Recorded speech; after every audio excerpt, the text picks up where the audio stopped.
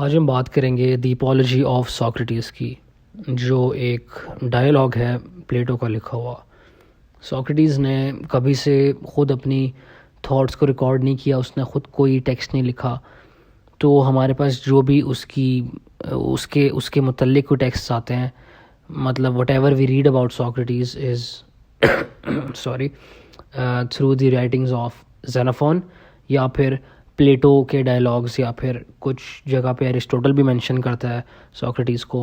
Obviously Plato was a student of Socrates and Aristotle was a student of Plato, लेकिन mostly हम पढ़ते हैं Socrates के बारे में in the works of Plato, such as ये जो बुक जिसकी हम बात कर रहे हैं, द अपॉलजी ऑफ सोक्रेटिस, जिसमें there are people who are accusing Socrates of some things जिसको वो डिफेंड कर रहा होता है कोर्ट के अंदर। और हम जब बात करते हैं इस वर्ड अपॉलजी की, हम उस सेंस में यूज़ नहीं कर रहे होते जिस सेंस में हम ये आज यूज़ करते हैं। वी आर नॉट सेइंग कि सोक्रेटिस माफ़ी मांग रहा था। He did not do that anywhere in this dialogue. उसने एक बार भी ना तो मानी अपनी गलतियाँ जो कि थी नहीं, ही वॉजंट गिल्टी ऑफ एनीथिंग, ना ही उसने माफ़ी मांगी। हम जिस सेंस में ये वर्ड यूज़ कर रहे हैं वो आप समझ लें डिफेंस की सेंस में यूज़ कर रहे हैं कि सोक्रेटिस अपने आप को डिफेंड कर रहा था कोर्ट के अंदर अगेंस्ट ऑल द एक्यूजेशंस जो कि उस इल्ज़ामात जो उसके ऊपर लगाए हुए थे। तो सोक्रेटिस शुरू करता है, एड्रेस करता है ऑडियंस को, और उनको ये कहता है कि if I engage in the usual manner, जिस तरह मैं बोलता हूँ, जिस तरह मेरा रेटरिक है, जिस तरह मेरा आर्ग्यू करने का अंदाज़ है, क्योंकि he was the kind of philosopher जो कि पब्लिक स्पेसेस में जाकर he use to like to have conversations with people, philosophical conversations with people. वो जाता था, लोगों से डिबेट करता था, और वो जिस तरह से डिबेट करता था उसका एक अंदाज़ था। तो वो कह रहा था कि अगर मैं इसी अंदाज़ में अपने आप को डिफेंड भी करूँगा तो do not mind that, do not think कि ये कोई वर्ड प्ले है कि मैं आपको अपने अल्फाज से आपको इम्प्रेस करने की कोशिश कर रहा हूँ या whatever. He basically started off by excusing कि अगर वो उसी रेटरिक के अंदर, उसी स्टाइल ऑफ आर्ग्यूइंग के अंदर बात करे तो दे शुडंट माइंड दैट। तो सोक्रेटिस क्लेम करता है कि ये जो 3 लोग खड़े हैं कोर्ट में उसके सामने, उसको एक्यूज़ कर रहे हैं, वो they are not the first ones to do सो।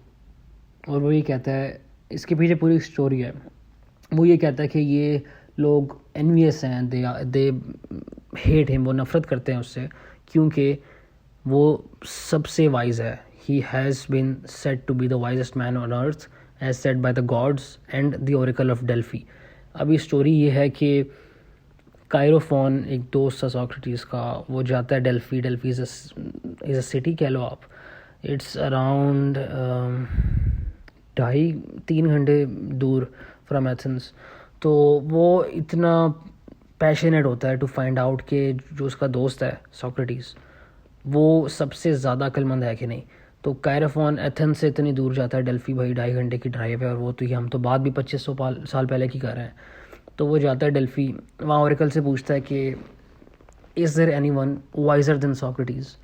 उसको फिर जवाब दिया जाता है, अपोलो जो होता है ना गॉड, वो उसको जवाब देता है कि नहीं, सोक्रेटिस से वाइज कोई भी नहीं है। अब उसको जवाब मिल जाता है, वो वापस जाता है डेल्फी से एथेंस, और वो फिर सोक्रेटिस को बताता है कि भाई मुझे पता चला कि तुम सबसे अक्लमंद हो यार, क्या ही बात है। Socrates does not believe him, क्योंकि वो मानता होता है कि ही is not the wisest of all. क्योंकि ऑब्वियसली वी नो दिस कि जो सबसे अक्लमंद इंसान होता है, he does not actually ever acknowledge that. वो अपने आप को बेवकूफ़ ही समझता है, वो अपने आप को फूल समझता है। Whoever has the most knowledge ना believes that he has no knowledge at all. तो Socrates does not believe him. Socrates says कि नहीं भाई, ऐसा नहीं हो सकता।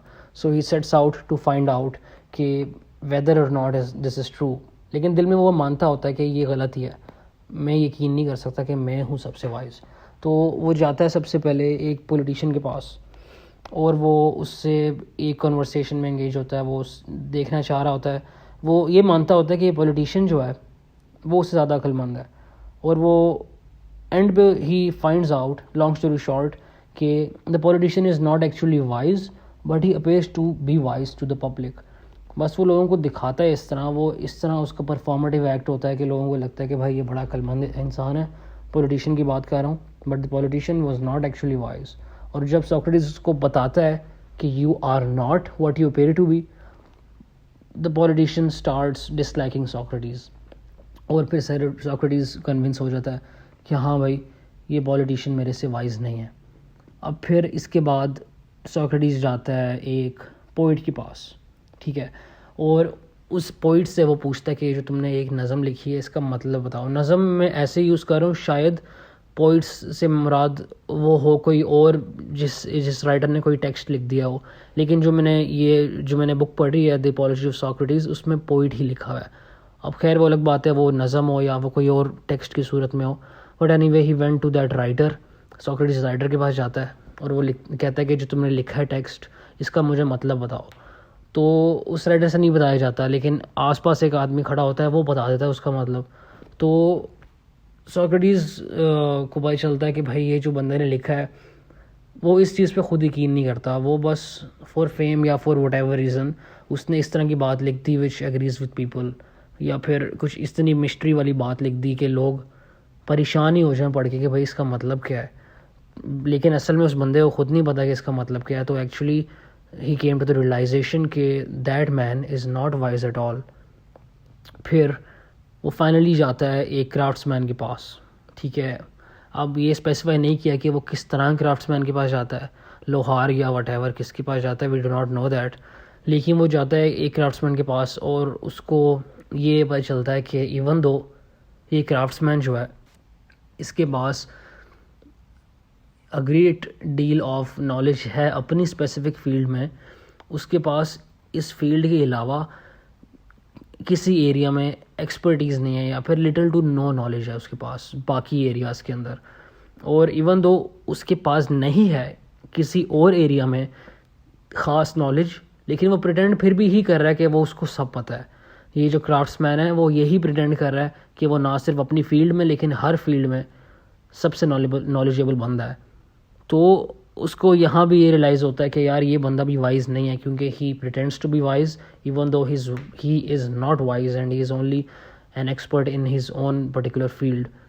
फिर he comes to the realization, Socrates comes to the realization कि भाई indeed the oracle of Delphi was right and I am the wisest of all. अब इसको कनेक्ट करते हैं उस चीज़ से जो उसने बोली थी सबसे पहले कोर्ट में कि ये जो 3 लोग खड़े हुए जो मुझे एक्यूज़ कर रहे हैं, they are not the first ones to accuse मी,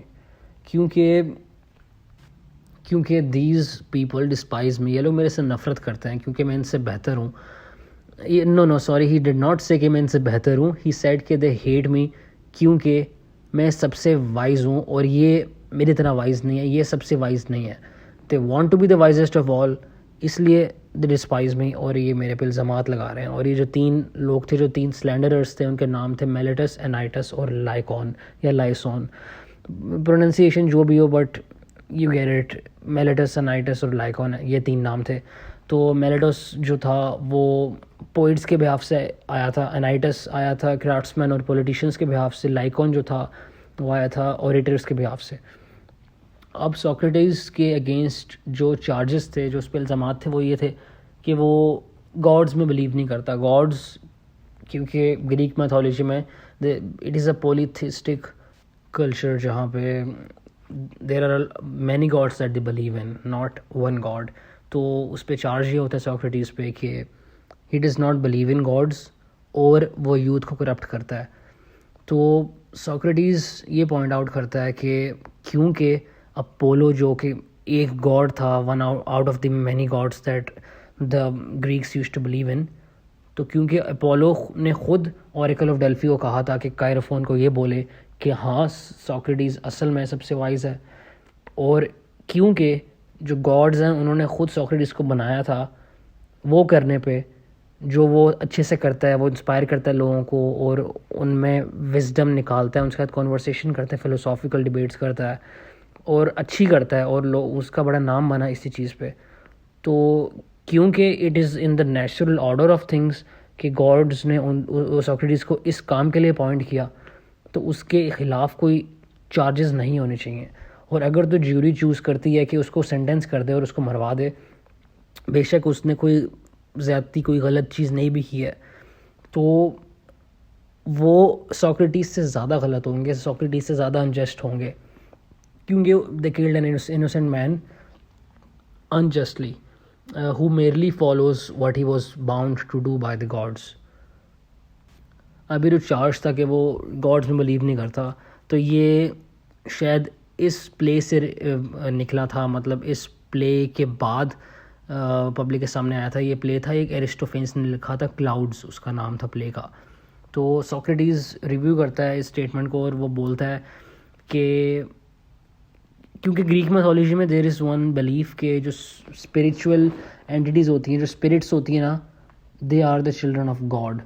तो वो इस स्टेटमेंट को रिपीट करते हुए पब्लिक के सामने बोलता है कि क्योंकि इट वाज सेड कि वो स्पिरिचुअल एंटिटीज़ की बात करता है लोगों से, और इस तरीके से बात करता है कि लोगों को लगता है कि ये गॉड्स में बिलीव नहीं करता, लेकिन किसी और स्पिरिचुअल एंटिटीज़ की बिलीफ के अंदर यकीन करता है।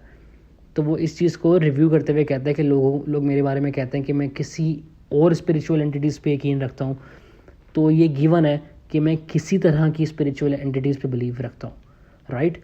लोगों ने कहा कि यार ये स्पिरिचुअल एंटिटीज़ की बातें करता है, लगता है ये है कि ये खुदाओं में यकीन नहीं रखता, किसी और बींग्स की बातें करता है। तो ये गिवन है ऑब्वियसली कि अगर खुदाओं में नहीं करता तो वो किसी और स्पिरिचुअल एंटिटीज़ की करता है जिसके बारे में वो बातें करता है।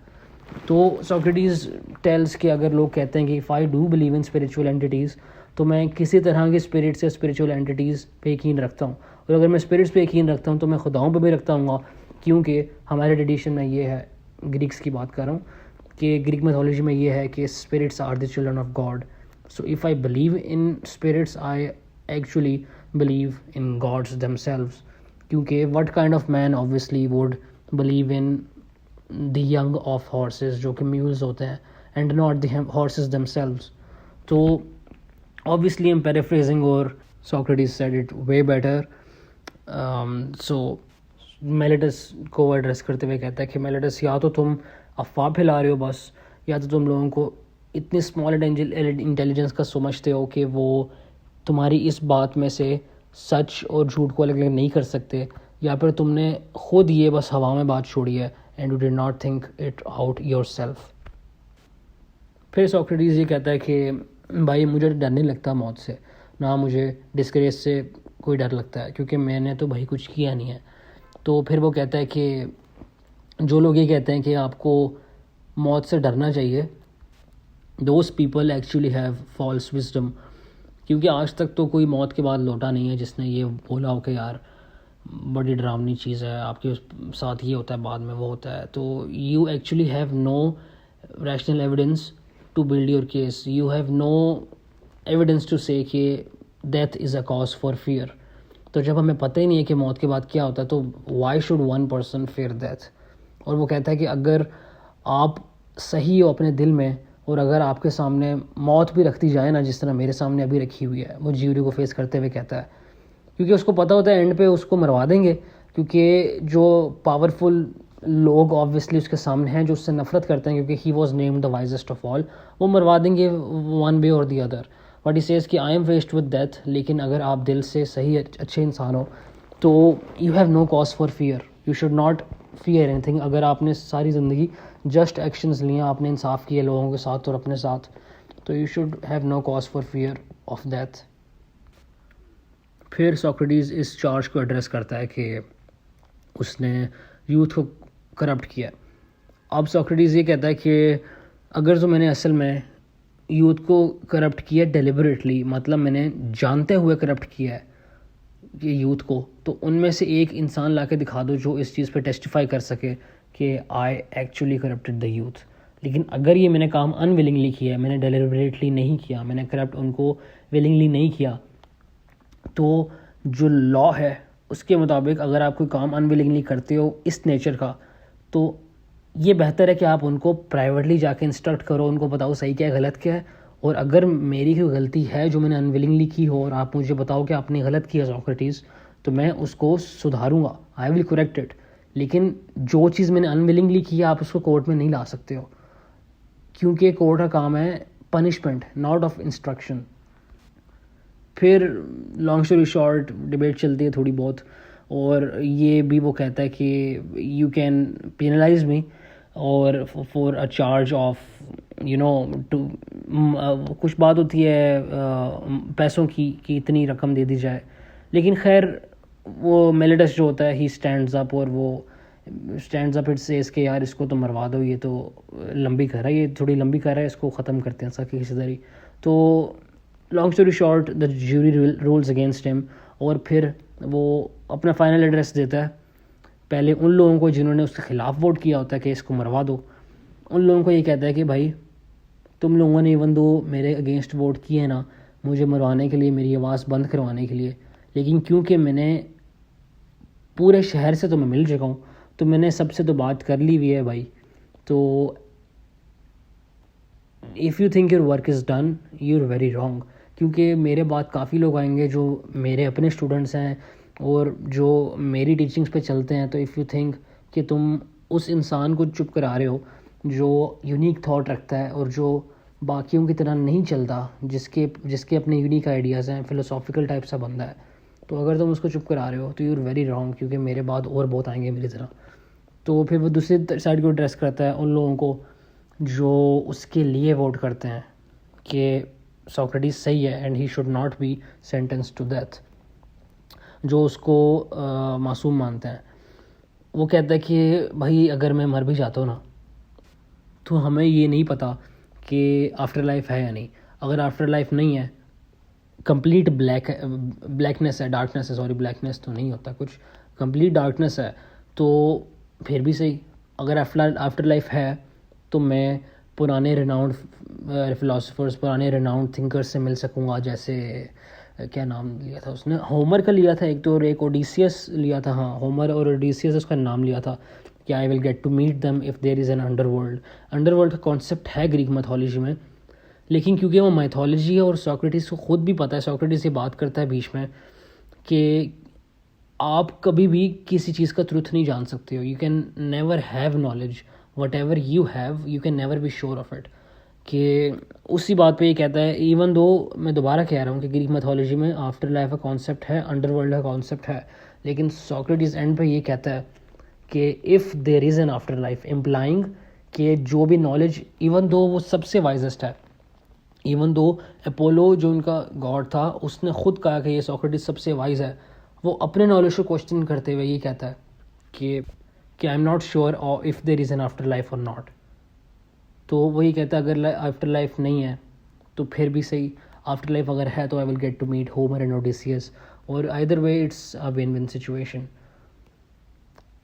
और फिर बात यह कि we do not have the exact numbers, क्योंकि हमारे पास एग्जैक्ट अकाउंट नहीं है। हमारे पास जो भी बातें इस ट्रायल के बारे में मिलती हैं हमें, या इवन उसकी डेथ के बारे में मिलती हैं, सोक्रेटिस के बारे में, वो हमें मिलती हैं प्लेटो से या जेनोफोन से मिलती हैं। और प्लेटो ने लिखी है अपॉलजी ऑफ सोक्रेटिस, और जेनोफोन ने भी इसी नाम की बुक लिखी थी, मेरे ख्याल उसका नाम था apology of Socrates in jury, ये नाम था। तो प्लेटो की किताब में ये जो अपॉलजी ऑफ सोक्रेटिस है, प्लेटो सेड कि अगर 30 वोट्स अदरवाइज होते ना तो Socrates would have been acquitted, और less than 3/5 of the jury voted against him. तो उस ज़माने में लीगल नॉर्म होता था 501 वोट्स का, which implies that he was convicted by majority of 280 votes against 221। खैर ही वॉज चार्ज्ड गिल्टी, और at the end of his dialogue वो ये कहता है, exactly he says this, now the hour to part has come, I go to die, you go to live, which of us goes to the better lot is known to no one except the God. So yeah, that was all about it. और after this trial अगर आप लोगों ने देखी हो वो painting जिसमें Socrates is lying in the bathtub, उसका सर पीछे लटक रहा है और उसके साथ उसकी कुछ लोग बैठे हैं, कुछ लोग खड़े हैं, मेरे ख्याल वो उसके अपने स्टूडेंट्स हैं, वो प्लेटो होगा उनमें से, और जेनोफॉन होगा। ऑब्वियसली उस पेंटिंग में ये नहीं दिखाया गया कि कौन कौन है, लेकिन ये तो हमें पता है कि जो बाथटब में है वो ऑब्वियसली सोक्रेटिस है। तो उसने पॉइजन ले लिया as he was charge guilty and so या ही डाइड। और या जो जो लास्ट लाइन उसने बोली ना, it actually says a lot कि now the hour to part has come. I go to die, you go to live. Which of us goes to the better lot is known to no one except the God.